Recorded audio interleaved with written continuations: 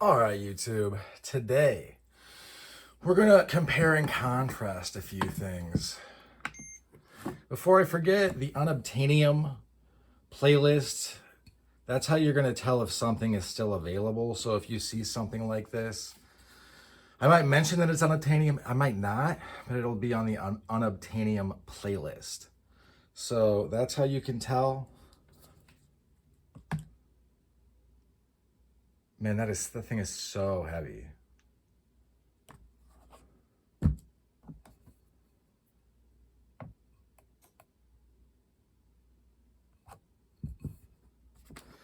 There will come a day when we no longer get measurements on this channel. I don't know when that day will be, but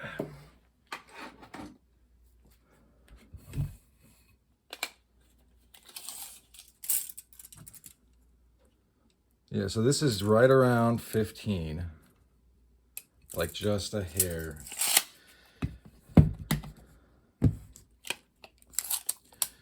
Close, this is 6.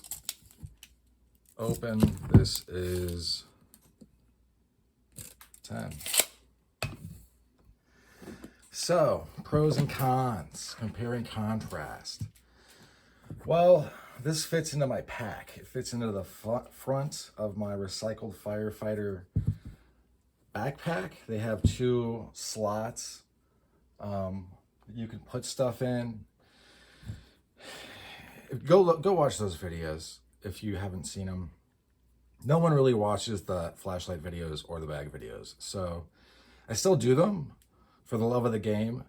But if you ever wonder about the bags or the flashlights, instead of leaving me a comment, just go watch the videos. Anyway, so I could put this in the same pack up and down, or slide, you know what I mean? You're just putting it in the open pack. Then this is going to get torn up though. The books, everything. Also, you might not have room in your bag, but this is pretty small. But at the same time, look at this. I can put this in there, have a bunch of room to spare. This is actually heavier than this.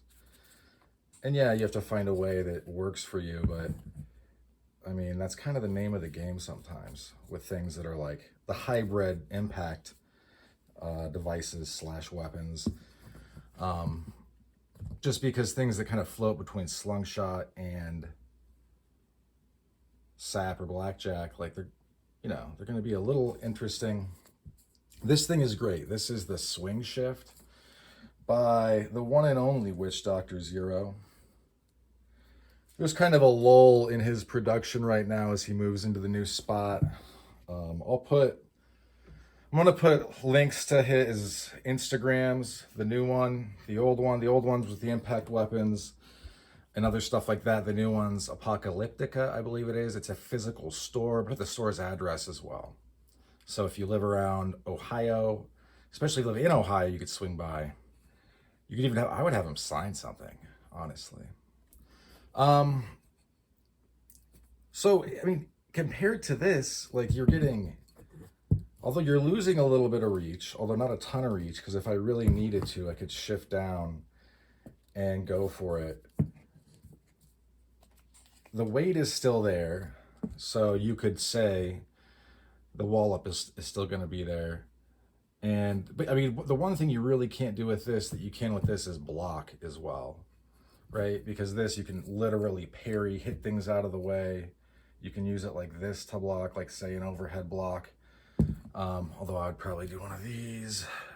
If you ever two-hand block something, go like this when it gets close. So if they go for your fingers, it doesn't bust your fingers literally wide open like carrots.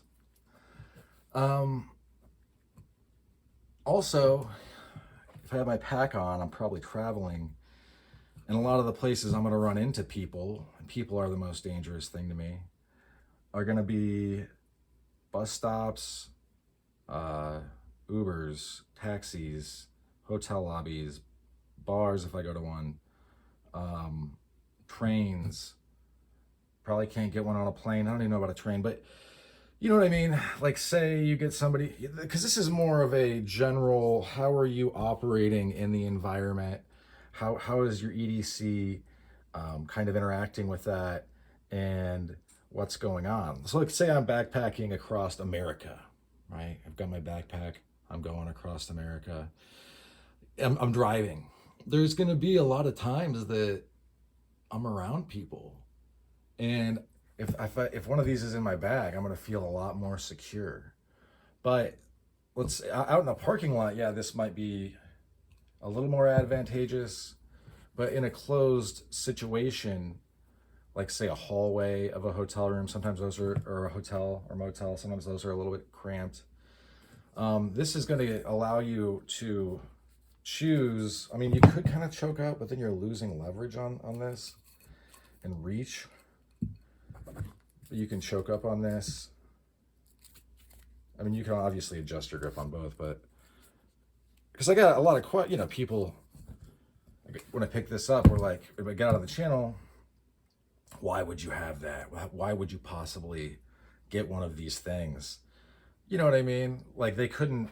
I honestly sometimes, guys, and I know it's not like the dedicated faithful of the channel, but because it's like, I mean, seriously, I want you to think about this. You pick up something designed to be a weapon, and you ask, how could you possibly use this? Buddy, I could pick up a mason jar, crack it over somebody's noggin, and then grab a shard and use it as a razor. Like, please, please. Don't act like you, if you're American, you have been like steeped in violence your entire life. I don't want to hear this BS about, I don't know what to do. Get out of here. I don't believe you. The cops are out of control here. The people are out of control here. All we watch are violent shows and movies, and people just clobber each other in combat sports, or basically what is a watered down tribal combat sport. So look, I mean, I don't know, like, what is the pearl clutching? What are you, liberals? Like, I just don't understand. Like, I mean, anyway, that's why the swing shift is, I think, a valuable addition. It's giving you more options, more compact options, options that are going to travel well, they're going to be discreet. People aren't going to necessarily know what this is. That's important in a lot of places, believe it or not. People might say, why don't you bring a firearm? Okay, so let's say I bring a firearm. Across the United States, if you don't live here, there's a bunch of states, and we have what is a republic. How that is different from a federation is each one of those states is, in theory, not supposed to be totally independent, but some of them do have home rule municipality powers, because when they signed on to the union, they said our rules would come before yours. So it's a weird hybrid like this, where we've got a couple things going on at once. But the bottom line is, a lot of the states, unless Mr. Trump or President Trump, excuse me, decides to federalize, constitutional carry, which would be dope. We're gonna have to keep playing this game where you are really careful with what's going on when you have a firearm. You accidentally wander into a spot where that is not legal, and you get snatched up for whatever reason, you get rolled up. It's over. Like, you're going to be in so much trouble, even with a permit, because like I would suggest a permit. Obviously, I keep suggesting them to everybody that watches. But if the permit's not valid, then you're just as in trouble. So California, a huge chunk of the world, and like, I want to say the fifth or fourth biggest economy, or third maybe, can't do it there. Can't do it in some cities. Can't do it in New York. Can't do it. You can't open carry in Florida. There's just a bunch of weird little things. The South's pretty okay about it. Midwest kind of depends. Some of the more super liberal places like Minnesota, Minneapolis, Wisconsin, in some places are not going to allow it. It's just the way it is. So, and beyond that, so that's why I'm not a Fed, I promise. I am not LEO, and I was a Marine, but I've never been either of those things. So it's like I don't have the ability to just carry. I don't. And beyond that, I don't think people are kind of understanding from what I'm seeing sometimes in like EDC chats, or chats that occur in like the EDC sphere, the prepper sphere. I don't think people realize that lethal force is not gonna almost ever. How am I already dinging this up? This was so pretty. How is it ever gonna be, or it's not always gonna be what you want to do. Probably not ever, because it's going to jam you up. You're going to go to jail. They're going to take your firearm. You're going to sit there for a while, depending on how much they like you or not, depending on the situation, depending on their own personal politics, which is crazy. So, I mean, and also, if a crackhead hassles you in a parking lot, I mean, you're taking a risk by introducing a firearm to that situation. You might show them and they might back off, right? That you're carrying. I'm thinking of a story Nut and Fancy told one time, but he handled it well. But you know what I mean? Because he got these two guys were drunk and they were going to shake him down in the parking lot, and he showed them that he had a shoulder holster, and they backed off because I think that he would have taken care of it.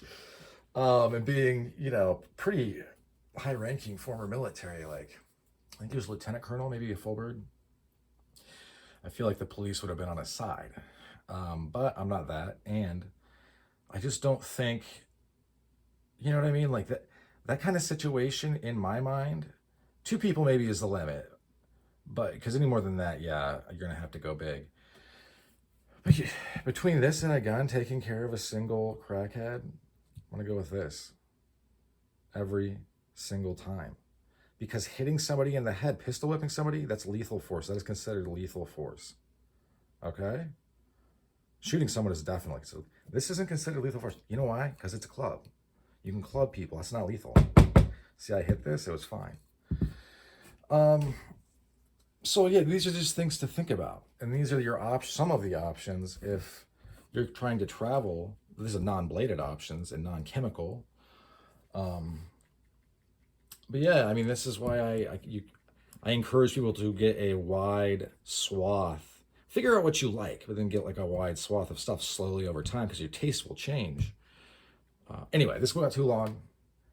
That's about all she wrote for this one. Thanks for sticking with me to the end, and I hope you folks have a good rest of your day. Bye now.